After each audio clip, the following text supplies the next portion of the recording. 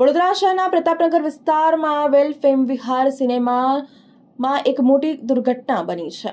એક પરિવાર સાથે ફિલ્મ જોવા આવેલી બાળકી સાથે છેડતી થયાના આક્ષેપ કરવામાં આવ્યા છે, જેને લઈને તણાવપૂર્ણ પરિસ્થિતિનું નિર્માણ થયું હતું। પ્રતાપનગર વિસ્તારમાં આવેલ ફેમ વિહાર સિનેમામાં ચોંકાવનારી ઘટના સામે આવી છે।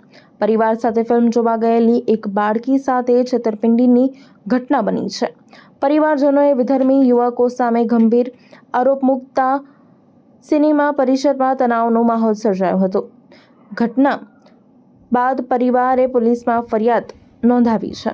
સ્થાનિક લોકોમાં પણ આ બનાવને લઈને ભારે રોષ જોવા મળ્યો છે અને દોષિતો સામે કડક કાર્યવાહી કરવાની માંગ કરી છે। સાથે જ સિનેમા હોલની સુરક્ષા વ્યવસ્થા ઉપર પણ સવાલો ઊભા થાય છે। પોલીસે મામલાની ગંભીરતાને ધ્યાનમાં રાખીને હાલ તો તપાસ શરૂ કરી છે। સીસીટીવી ફૂટેજના આધારે આરોપીઓને શોધ કરવામાં આવી રહી છે। હાલ તો આ સમગ્ર મામલે સ્થાનિક રહીશોની સાથે જ સ્થાનિક કોર્પોરેટરો પણ પોલીસ સ્ટેશન પહોંચ્યા હતા।